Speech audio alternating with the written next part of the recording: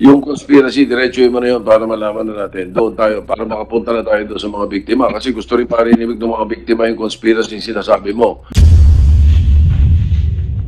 Na pwede mo i-share sa amin yung conspiracy theory na sinasabi mo? May conspiracy against you. Okay, thank you. Grace po. Thank you po, Mr. Chair.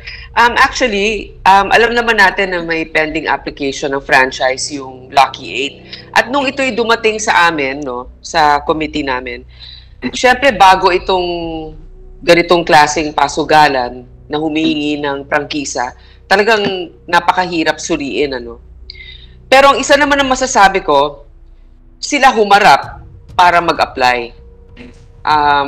Isang bagay ito na masasabi natin tungkol sa kanila. Ngayon, marami rin akong nadidinig, halimbawa, Lucky 8, tapos yung mga ibang, yung isang nabanggit nga dyan, si Pineda, na sa sarili nilang kilos, may mga nagsasabi na nakakatulong sila. Ngayon, ang importante ngayon na talakayan natin, ito, siguro tatanungin ko si Mr. Atong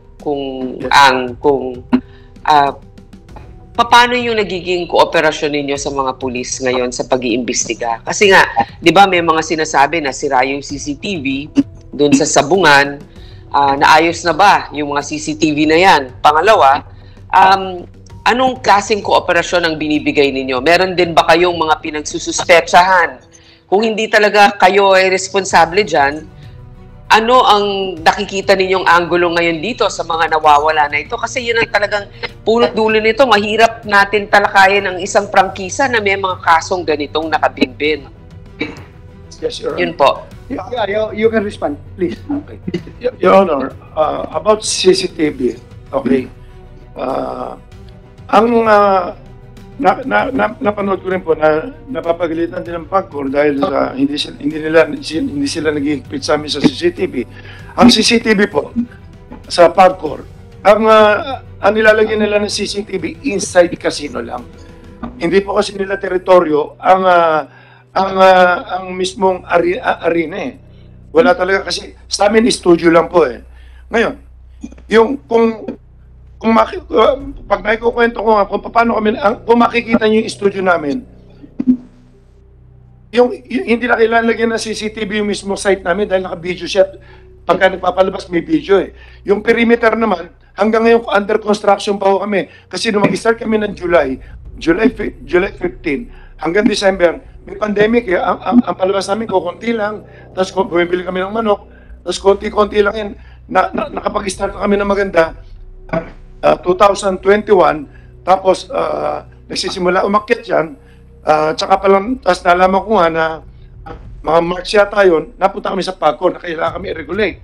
You mean to say na yung tatlong sabungan na inoperate ninyo puro under construction pa, kaya hindi kayo nakapaglagay ng CCTV? Farm lang ho yan eh, farm. Okay. Farm. Nagsimula kami sa isang ang style ng farm kasi, bukid yan, bukid. May pader. May pader, wala. Nung una, walang pader. Ginagawa namin yan sa isang ano lang, yung rueda lang. So, yun ang ginawa namin arena. So, tapos yung mga manok, yung mga cockhouse, kanya-kanyang cockhouse yan, may air condition. Nung una, wala pa nga air condition eh. Nakalagay lang eh. So, within few months, nagsisimula pa lang kami ayusin. Tuloy-tuloy ang construction hanggang ngayong oras na to. Kasi tignan nyo, tsaka sa mga pulis, maski tanong nyo po sa kanila, every time na gusto nila pumunta sa amin, pinupuntahan nila kami. Never kami nag-object na imbestigahan kami. Yung sa CCTV, humihingi po ako ng paumanin. Ilang hektarya yung lupa namin sa Lipa? 33 hectares. Hanggang ngayon, pinapadiran pa. Tapos yung sa tapos namin, 10 hectares, 11. Hindi naman kami makapagpadir ng ayos dati dahil yung pandemic, mahirap yung mapag-travel. Okay, for Lipa, sabi mo, open na, with the indulgence of Senator Grace po, is it okay na this, mag-follow up lang ako? Go ahead, sir. Nakikinig lang din po ako. Thank you, Mr. Chair. Yeah, thank you. Sabi mo, sa Lipa, 33 hectares, tapos kinukural ninyo. How about Manila? I think this Manila Arena is already built up establishment. Manila Arena, nagawa po namin dati yan as cockpit. Hindi po nakapagsabong dyan. Santa Cruz, nakapagsabong lately lang nung pinayagan lang ng IATF. Matagal naka-stack yan, idle yung lugar eh. Kaya nga, kung matagal na rin itong walang CCTV. Wala po, kagagawa lang yan na yung bagong gawa lang yung arena na yan eh. Tapos inabot nga, ginawa yan nung wala pang COVID nung wala pang pandemic, kagagawa lang yan. Wala pa eh.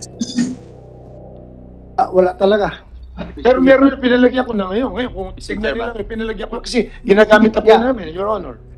Senator Lacson is recognized. Just as a manifestation, I noticed that we've been straying away from the intent of this legislative inquiry. No, parang nakalimutan na natin yung mga nawawalan sa bungero. We're more interested in to hear from the PNP kung meron na silang progress sa investigation kasi ito yung medyo bitin last hearing. So, Yes, sir. refer to you, Mr. Chairman. Yes, sir. Just an observation. Magdadalawang oras na tayo, hindi pa natin natatakil yung intent, the intent of this legislative inquiry, Mr. Yes, sir. I agree with you, sir. I agree with you. Pinagbigyan ko lang ito si Mr. Atong Ang kasi inimbita natin. Pinagbigyan ko lang magsalita. But can you wrap up? Mr. Chairman, before that, so that we can move forward, siguro, i-diretso na lang ni Mr. Ang yung sinasabi niyang conspiracy. Okay na, naintindihan na namin lahat yan. Problema sa ganito, tapos yung rules, ganito ang batas. Yung conspiracy, diretso mo na yun para malaman na natin. Doon tayo, para makapunta na tayo doon sa mga biktima. Kasi gusto rin parinig ng mga biktima yung conspiracy yung sinasabi mo. Go ahead. Yes, you can, pwede mo i-share sa amin yung conspiracy theory na sinasabi mo. May conspiracy against you. Okay, please share it to this committee. Dire-diretso na po lahat, no? Oh, well, Ang ano ko po kasi, kung gusto mo, di ba, you're asking for executive session. So, mamaya na yan. Sa executive session, sabihin mo. Okay, so... Kung pwede tayo mag-break lang ng mga 10 minutes, Okay. nila Senator Lacson para makita. Yeah, we can give it to you. Kasi may involved din ang mga magugulo rito. Na Yeah. But before that, I would like to recognize Senator Franklin Dillon. Thank you very much. Thank you very much, Mr. Chairman. Just a few questions in relation to this, the subject of suspicion that about 31 of our Sabong aficionados have disappeared. The reports indicate, Mr. Chairman, that the motive for the abduction is fixing of the cockfights. Yun pong nangdadaya. In fact, ngayon, mayroon pong sinasabi si Mr. Ang may conspiracy. So, sa aking tingin, tama po ba sabihin natin na malaki ang involved dito sa Sabong, kaya kailangan malinis ang pagpapatakbo ng industriya ito, matawag natin industriya. In other words, the stakes are so high that we must, the operators must maintain the integrity of the cockfights. Tama po ba yan, Mr. Along? Your Honor, yung tungkol dyan sa game fixing na yan, ito pala kailan maintindihan nyo. Pakisagot lang po. Importante sa atin. Pakisagot lang. Na-explain ko lang muna kung ano yung kinikita lang namin dito. Hindi po kami lumalaban. Out of 100%, kumukuha lang kami ng 5% lang. But before we go into that, gusto ko lang yung tinatanong natin, kailangan may integridad yung ating sabong para po tuloy-tuloy ang betting natin. Tama po ba yan? Yes, Your Honor. Kaya mahigpit po kami. Sa ngayon po, wala kami nakikitang game fixing sa amin. Kaya pagdating pa lang po naman, sinecheck na namin, pati mga tare. Pumapasok yung mga tao, lumalabas. Kung nagkakaproblema po sa labas, wala naman po nangyari patayan sa loob sa amin. Ang dami kasi senaryo, ang dami sindikato rito. Kapareho niya master agent, 1.2 million ang master agent namin. master agent, gold agent, lahat. May kanya-kanya pong buhay lahat yan. Hindi po namin alam kung ano yung, siyempre nasa sugal sila. Yung iba nasa drugs, nagkahalo-halo po eh. Kaya, Ganun Mr. po. Ang, Yung integrity, totoo po yung sabi nyo, Mr. kailangan Ang, namin. please, Yeah. Please, Please, Mr. Mr. Senator Dillon. Go ahead, sir, go ahead. can you give the committee an idea kung magkano po ang betting sa isang sultada? Just to have an idea of what we are talking about here. How much is the range of the bet per sultada? Magkano po? Well, Yeah, you have the floor. hindi po pare-pareho dahil simula umaga mas mahina yan. Nagpipik yan sa hapon, sa gabi, tapos... Okay. On the average lang po, on the minimum and maximum, Mr. Ang. Well, every day, mga 1 to 2 billion every day.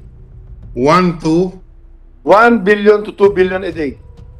1 billion to 2 billion a day. Kumukuha lang kami ng 5% dyan. 2% binibigay namin sa master agent. 1% para... Teka po, isa-isahin natin dahil ako po hindi sanay dito. Although lumaki po ako sa aming bayan sa Iloilo, marami pong sabong but I have never been familiar with it. So you're saying, bawat araw, 1 billion hanggang 2 billion ang betting. Tama po ba yan?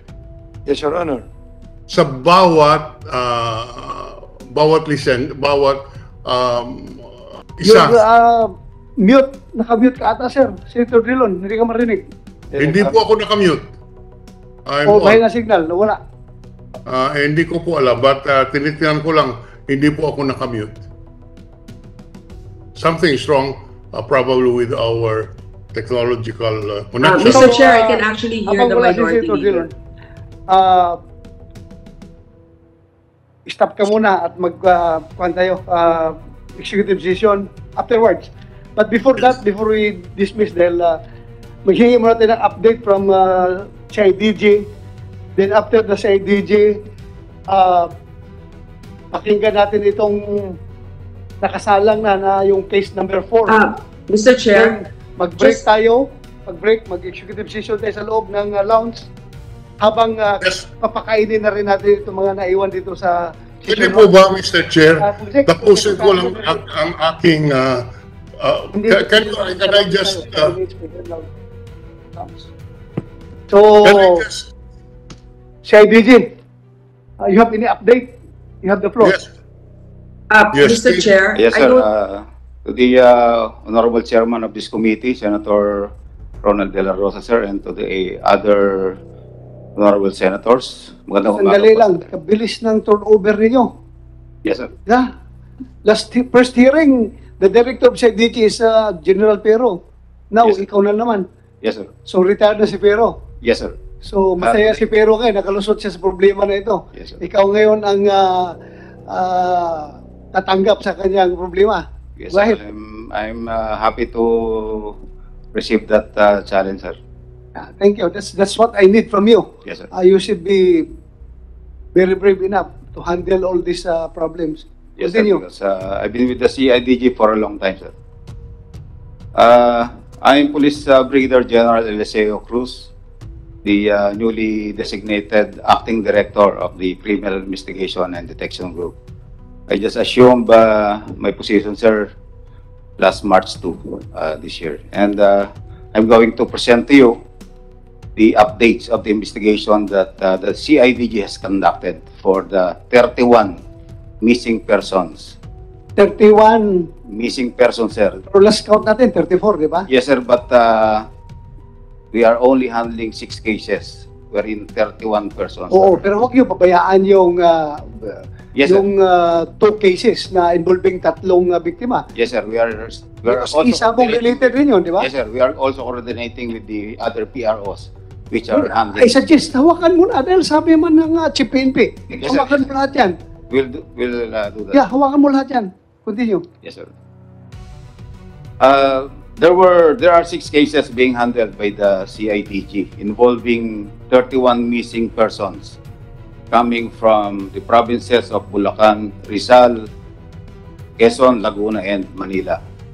And these cases happened in the premises of Cockpit Arenas. and 1 in Manila, 4 in Laguna, and 1 in Batangas. For the incident that happened on January 13, 2022 in Manila Arena, located at Santa Ana, Manila, we would like to inform this honorable committee that we have a breakthrough in our investigation. A vital witness gave his statement that he saw how the victims were held and loaded by security personnel of Manila Arena in a gray van parked at the basement of the said arena. The witness is currently in a safe and secured environment being guarded by the CIDG. There are 14 persons involved in this case that the witness implicated, and he positively identified 6 suspects and 8 are still unidentified. For the incident believed to have happened in Santa Cruz, Laguna on January 13, 2022, considering the statements of their families that victims went to Santa Cruz, Laguna, Cockpit Arena on the said date but failed to return home and remain missing until this date. And despite being missing, bank withdrawals from the ATM account of one of the victims, Melbert Santos, was recorded at BDO Lipa City Branch and is now being investigated by the CIDG. The person captured in the CCTV footage who withdrew money using the said ATM account is considered as one of our persons of interest and subject for manhunt operation by the CIDG. So you mean to say, manhunt operations, identified na ninyo? Yung tao Actually, na- sir, that's just the word that I use, but we are actually identifying, and once we identify, of course, we have to take appropriate actions on how we take custody about this person or file appropriate charges in court, sir. Okay, continue. For the 6 missing persons with last known whereabouts in Royal Octodome in Lipa City, Batangas on January 6, 2022. The investigations is going on and we have 2 persons of interest.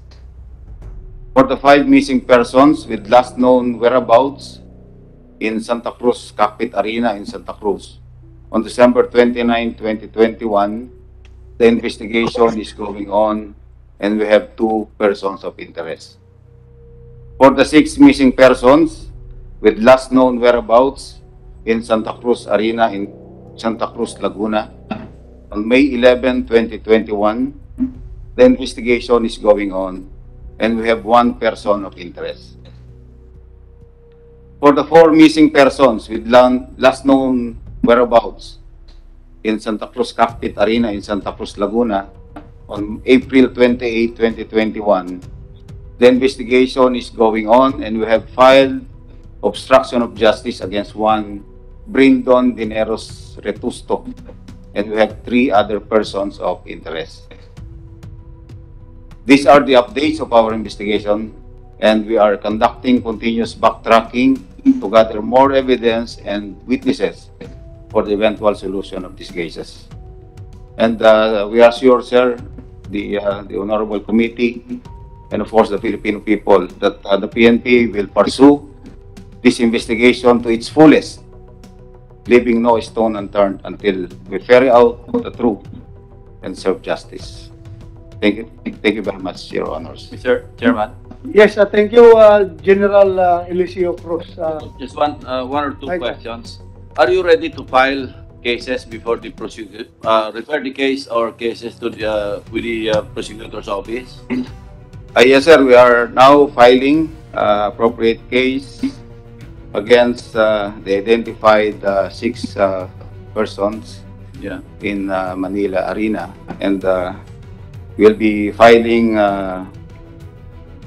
kidnapping with serious illegal detention, punishable under Article 267 of the Revised Penal Code. Just so we are understood by the victims' families, you cannot anymore conduct arrest based on Rule 113, di ba? Citizen's arrest. It's no longer proper Yes, sir. to pursue these It will people and be- arrest them. You have to wait for the issuance of the corresponding warrants of arrest. Yes, sir. Kung magkakaroon ng warrants of arrest. Yes, sir. In the meantime, you will refer these cases before the prosecutor's office and let the preliminary investigation proceed, di ba? Yes, sir.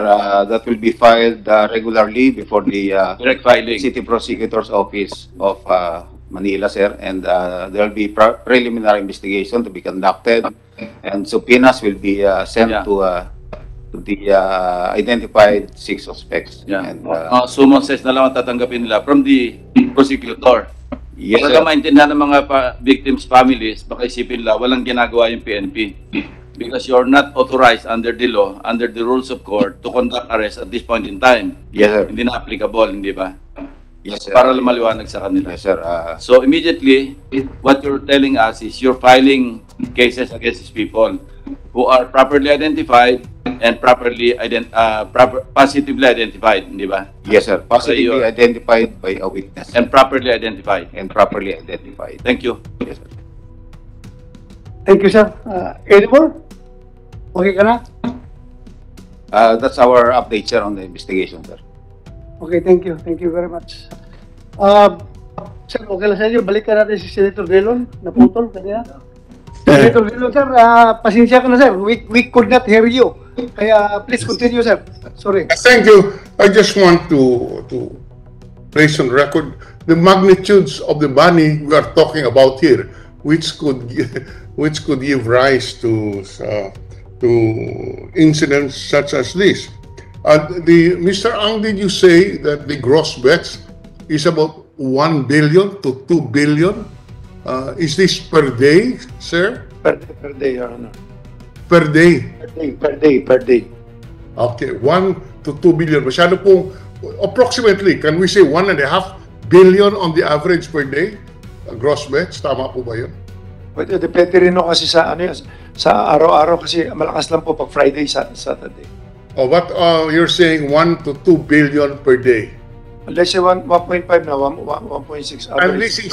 this is only for Lucky 8 or for the 7 or for the 8 licensees, Mr. Ang? Pues, sa amin lang po yan. Sa inyo lang po. Ang kabuuan po kayo magkano? Just rough estimate of the gross bets of the e-sabong industry. Well, hindi ko kabisado sales nila, pero kung titignan mo yung sales nila, mga to, let's say, mga 500 million sila po, ganun. 500 or 700. 500 million per day. More or less sila. Yes, all right. Yes, Now- sir, excuse me, Senator Drilon, sir. Yes, sir. If I may interject, no? Kung gusto mo natin malaman yung kabuuan na pera dyan sa industry na yan, I think PAGCOR, meron silang accurate data mamaya. They can share it with us, sir. So please continue, sir. Tanungin natin yung PAGCOR later. Alam Yes, nila thank you. yung kung gaano, Thank you.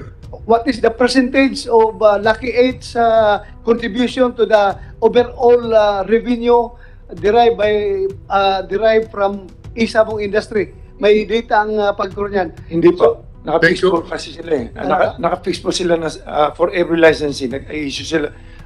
Obligado kami ng 75 million na minimum guarantee of per Yes. Yeah, alam na. this ever is higher do sa 12,500 per Opo. fights. Kami more than eh. So ang binabayad namin siguro more or less 135 million every sa amin. Sir, please continue, sir. Continue. Thank you very much, sir. So if we're saying, Mr. Ang, kung sinasabi po natin, ang gross bets on the average would be at least minimum 1 billion to 2 billion per day. How many days do you operate in a month? 30 days, 31 days. 30 days. So, Araw-araw po, meron po kaming laro. so we are saying that kung 30 days po, hindi ko na po makompute. per day is anywhere from 100 Lagay niyo 2 billion. 1 billion to 2 billion. po. Opo. So, per month, it's anywhere from 30 billion to 60 billion. Ganun po ba? Or 60 billion po. How much? A month.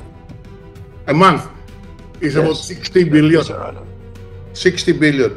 Magkano po ang inyong commission? Well, 5% kinukuha namin, tapos binibigay namin sa mga agent, 2%, tapos Teka muna. Just the gross muna.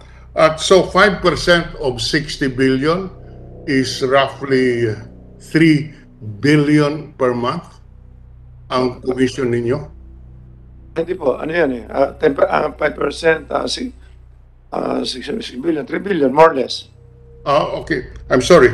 5% of 60 billion is roughly 30 billion per month. Ganun po ba? 66 billion, 3 billion lang po yan. At 5%, that's roughly 30 billion, 30 billion per month. Ang 3 lang. 3 lang po, 3 lang. ha? 5% lang 5% of 60 billion is 30 billion, right? 3. I'm 3 lang sorry. po, 3 lang po. 3 billion. Yan po ang kinikita ng franchisee dito. Hindi po kinikita, may ano po yung binibigay po, binabalik po namin sa mga agent 2 or 2.5, depende ho. Binibigay namin sa kanila uli mga 2 or 2.5. So, kung sa 3 billion, kung alisin mo yung kalahati, binibigay na kagad yun, 1.5 na naman matitira. Plus mga expenses pa, nalagay mo 1%, alisin mo 1% yun, more or less mga nasa mga 900, 800 matitira sa isang buwan. Anyway, yes. Doon ako kunin yun sa mga pagkor, sa mga ganyan. Doon na binabayad lahat. Kaya po, kung 3 billion ang kinikita ng Lucky 8, baka po payat ang 640 million na sinasabi ng Pagcor na kanilang income dito sa Isabong. Ulitin ko lang, 3 billion per month. Even assuming that you incur expenses on this, 640 million per month of revenue by Pagcor is pittance, is very small compared to the gross income of Lucky 8. That's all that I am trying to point out. Mr. Chairman, just to pursue lang. Yes. Point Okay. of clarification, Mr. Chairman. Yes, Yung sir. 5%, Yes, sir. yeah, thank you, Senator Drilon. Ipurso ko lang yung point yung sa 5%. 5% Yes. for both entries or 5% for one entry? Pag pinagsama yung both entries, kaya without risk kami. Kung may tayong 1 million sa kabila, 1 million sa kabila, 2%, 2 million yun, minus 5% yun. So 5% sa both entries na. Total. Yun na yung gross. Oh, Hindi total. ito yung 5 sa one entry, another 5 for the other. Pareho, maski sa Pareho na yun. Thank you. So, kaya po, that's why I'm just asking yung gross per day. And from the testimony, it would appear that the gross income per representation and in the absence of any proof to the contrary, we accept that as the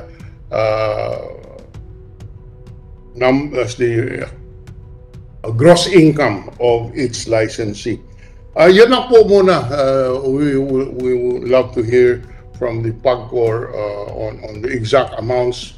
But for the record, if we talk about 3 billion per month for Lucky 8 alone, even assuming that this is the gross income, a 640 million per month na sinasabi po ng Pagcor, mukhang payat at malaki talaga ang kinikita ng industriya, kaya po hindi maiwasan yung mga ganitong pangyayari ay related doon sa kinikita ng industriya. Maraming salamat, Mr. Chairman. Thank you, sir. Thank you. Right, sir. Senator Lacson. Yeah, ang sabi ng Pagcor kanina, I was taking notes, from April to, ito yung last year, parang ang average na remittance sa PAGCOR, 400 million per month. How much? How much? And then for last year, from April, I think hanggang December, parang average 400 million pesos per month ang remittance. Okay. January to date, nag-increase ito sa 640 million per month. Okay. Noon pong April, Lucky 8 pa lang po ang umaandar. Yung mga iba, sunod-sunod pa lang at nabuo lang yung 7 na ngayon 6 na lang nitong November, December. Okay. Pero po Thank you, ma'am. Ito, sandali, ma'am. So, 640 million pesos per month yung January to date. Ito yung average nyo per month. Opo, sir. Ngayon, sabi kanina ni Mr. Charlie Ang, yung kanilang remittance, pinakamalaki sila eh. Umabot sila ng 135 million pesos per month. Lucky 8 pa lang yon. Opo. If we compute yung 6 others, kasi ang threshold, yung minimum nilang kailangang remit is 75 million each. Okay. So 6 times 75, that's 450 million. Plus 135, that's 585 million pesos per month. Ang ibig sabihin, nasa threshold lang yung 6. Kasi from 640 million na pesos per month compared to 585, masyadong minimum yung nire-remit ng ibang operators, ibang licenses. Because Lucky 8 alone, 135 million pesos per month na. So masyado yatang Sir. andun na sila sa threshold, the 6 others. Totoo ba ito? Opo, ganito po kasi sir, ang Lucky 8 na gross bets lang from April 2021 to January 2022, Ma'am, excuse me. Pakilapit yung yung microphone kasi hindi nare-record. Ang gross bets po ng Lucky Star from April 21 to January 2022, 546 billion 826,428,839. Yung pong sumunod, yung Belvedere Corporation, 86 billion as compared sa 546 nila, 771,015,804. Yung pong susunod, yung Esports Encuentro, 3 billion 638,612,985 pesos. And Home Visayan Cockers, susunod na malaki sa Lucky Star, 96 billion 576,056,951. Yun pong sumunod, yung Jade Entertainment, 145,357,404,000. Yung New Win Cockers, 205,219,683. Yun hong Philippine Cocking International, 6,856,263,554. Ito pong Golden Buzzer na nasuspende na ngayon kasi hindi nila ma-meet yung 75,746,350,941. Katulad po nung sinasabi ni Mr. Ang kanina, yun po kanilang gross na 3 billion. Sinasabi po niya na may percentages silang binibigay sa iba-iba pang government offices, pera lang po sa PAGCOR. Sa PAGCOR po, dahil nga bago ito, initially, pinag po namin 12,500 per fight ang aming charge or 75 million per month minimum guarantee fee, whichever is higher. So, yun po ang pwede po namin isubmit ito. Talaga pong pinakamalaki, almost 90% po ang Lucky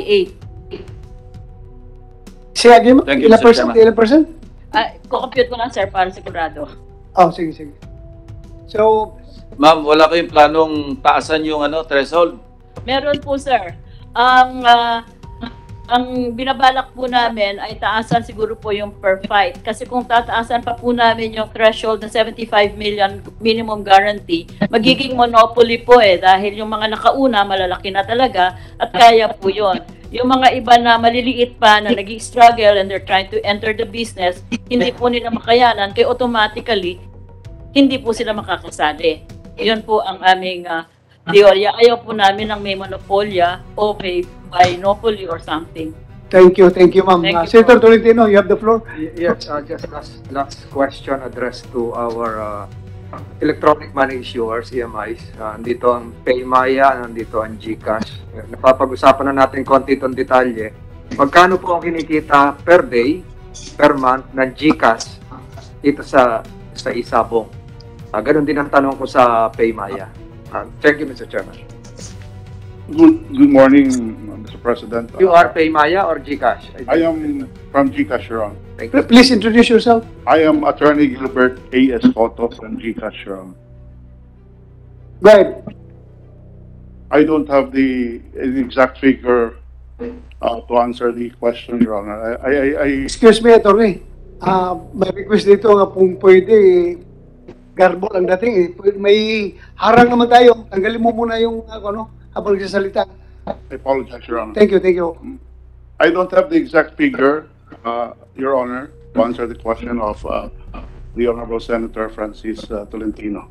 But I am willing to submit to the Senate committee the documents that would answer the question, Your Honor. Thank you. Mr. Chairman, after the break, we can ask the representative from GCash to provide us the figures. He can call. He can ask his superiors how much is Yes, we can do that. the income. The same is true with Paymaya. If Paymaya is willing to divulge the figures right now. Yes, Your Honor. I also cannot give you the specific data, no? But I understand that Paymaya only onboarded or accredited this Isabong licensee as of February this year. But after the break, Your Honor, I will consult and maybe they can provide the data needed by this committee. So, also GCash, can you provide after the break? Kaya mo? Kasi kaya mo daw ng Paymaya, yung Your GCash. Honor, can I ask for at least 1 day, Your Honor? I don't think I can. Buti pa si Mr. Ang na-provide. Ikaw, nahirapan ka mag-provide. Yes, So, sir. Mr. Chairman, siguro isama na rin natin yung income generated from international debtors sa GCash and Paymaya. Yes, we can do that. When you say, Sir Tolentino, na income generated from Share the percentage generated by Paymaya and GCash coming from international debtors, offshore debtors. Sir, Senator Tolentino, what we are regulating in PAGCOR and the figures I gave to you are based only on local bets. No, not one of the operators is licensed to accept offshore betting. Pero ma'am, maraming tumataya sa Opo, OFW natin. illegal po yun, sir. Yun po yung minomonitor. Dumadaan sa AMIs, dumadaan sa GCash, etc. So, can we have a figure? We're not saying that you're tolerating it. Yes, we're not sir. saying that you're violating something. We are just asking the electronic money issuers and non-bank financial institutions if they can provide us a figure of how much percentage they are generating from bets coming from overseas. Ilangan po, Mr. Chairman. Hindi natin pinag-uusapan kung may nag-violate o ina-allow. Hindi po yan. Okay, Paymaya promised after the break, we can have it. I will consult, Your Honor. Okay. And if they give it to us, I will provide the committee. Okay. Then Thank you. GCash, tomorrow, Your 1 day. May we ask for a reasonable time to comply because I think it will take What is reasonable for you? 3 to 5 days, Your Honor. We'll just submit the... Weekend na yun. Masyadong matagal yun. Mahirap ba mag-compute? Mahirap ba? Everything is computer generated, di ba? We will ask our office, Your Honor. Kaya nga ng Paymaya after the break eh. Kasi everything is computer. Pindot-pindot ka sa computer, nandiyan na yan. I will try to ask the office, Your Honor. So kailan? A day, Your Honor. A day. So tomorrow, we are expecting that tomorrow. Yes, Your Honor. Oh, thank you. Paymaya after lunch, after break. Yes, Your Honor. Okay. We are consulting them right now. Okay, thank you very much. So, Continue. Before we go on a break, it will be an executive session in the presence of Mr. Charlie Ang. Yes. Yes, I'd like to ask, for the record, Mr. Charlie Ang. Yesterday, you went on YouTube. It went semi-viral with you saying that mahirap dito, ang daming mga politikong nakikialam sa mga investigation.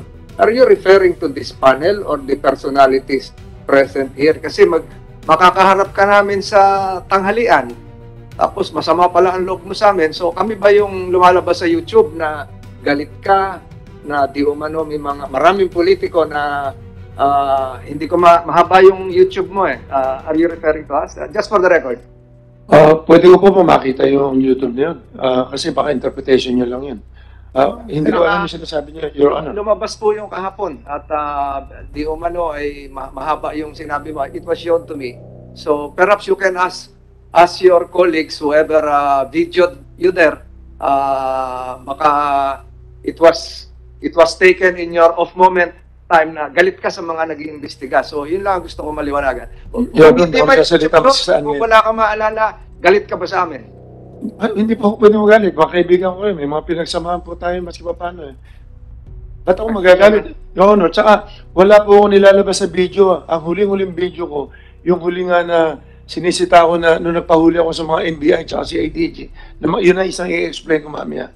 Na nagte-threat daw ako. Hindi ako nagte-threat eh. Nagte-threat ako doon sa mga, ang dami na namin napahuli. Sa NBI tsaka si IDG. So in short, hindi ka galit sa amin, ha? Impossible. Okay. Lahat po kaibigan ko eh. Thank you. Hindi ka galit. But please, review that video. Dahil ang dating kay Senator Tolentino kasi, medyo galit ka sa mga politiko na nag-imbestiga itong insidente na ito. Well, for your information, alam mo, break kami ngayon, Mr. Atong Ang, break kami ngayon sa Senado. Pero gumawa kami ng inisyatibo na mapagbigyan talaga yung kahilingan ng mga pamilya ng 34 na nawawalang tao na maghihikan na kami ng hearing. Kaya sana huwag mong personalin yung aming pagkakandak ng hearing. Trabaho lang po ito. Walang personalan. Kaya sana hindi ka magalit sa amin, ha? Your Honor, gusto ko nga para maklear na mga amin. Okay. Gusto ko. Saka never ako magalit sa politiko kasi lumaki na ako na puro politiko rin kasama ko eh. Actually, may mga pinagsamahan nga tayo lahat, maski pa paano. Ba't ako magagalit? Wala naman kayo masasabi sa pagkatao ko. Okay. Thank you. Mr. Chairman. Go ahead, Senator Pimentel.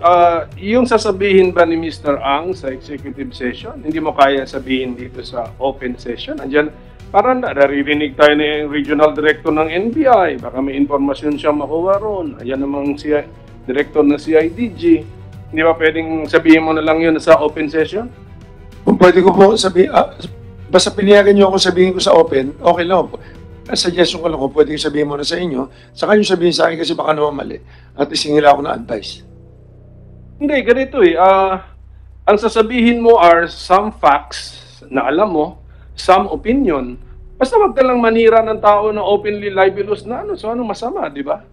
Hindi ka naman sasadya na sisiraan mo yung tao na walang ka-basis-basis. So, kasi I'm sure marami interesado kung ano sasabihin mo, di sabay-sabay nang marinig ng lahat. Ewan ko, I'm sure na si chairman namin is accommodating your request. And then nag-request ka kasi may agam-agam ka na baka hindi mo pwedeng sabihin in open session. Pero kung kaya mong sabihin in open session, I suggest wag na tayo mag-executive session, open session na. Gugulo talaga, mas maganda. Okay, sige. So request mo yun. Gugulo talaga. The chair considers your point. Pakinggan ka namin in executive session. Anyway, yung tanong ko, wala namang right or wrong answer, opinion, yung position. Okay. No? Sige. One last, mag-break na pa kami sa chairman. Tanungin ko lang si Police Major General Cruz ng CIDG. Yeah, go ahead. So, I'd like to congratulate him kasi meron na mga tinatawag na breakthrough, sir, no? Maybe work ng predecessor mo pa to, pero you were part of this. 6 already identified, sabi mo 14 suspects dun sa Manila Arena. At doon, nakalimutan ko yung date nitong event. Sabi mo sa basement sila January 13 case, is that the case number 1? January 13. Pero kung mga Yes, Your Honor. security guards po to lahat, more or less yung 14. Yes, Your Honor. So- They are all part of the security. Security, di ba? So, siguro alam natin na hindi pa to case closed dahil mukhang mga nautusan lang po yan. Hindi po, sure na hindi pa yan ang mastermind. Tama ba, Police Major General? We are right now, sir. We are just basing our actions on the testimony of a witness and, Correct. And So, other evidence at hand. So, yeah, ako lang. Ito lang pakiramdam ko. Medyo malayo-layo pa ito na matapos. Because imagine 14 security guards abducting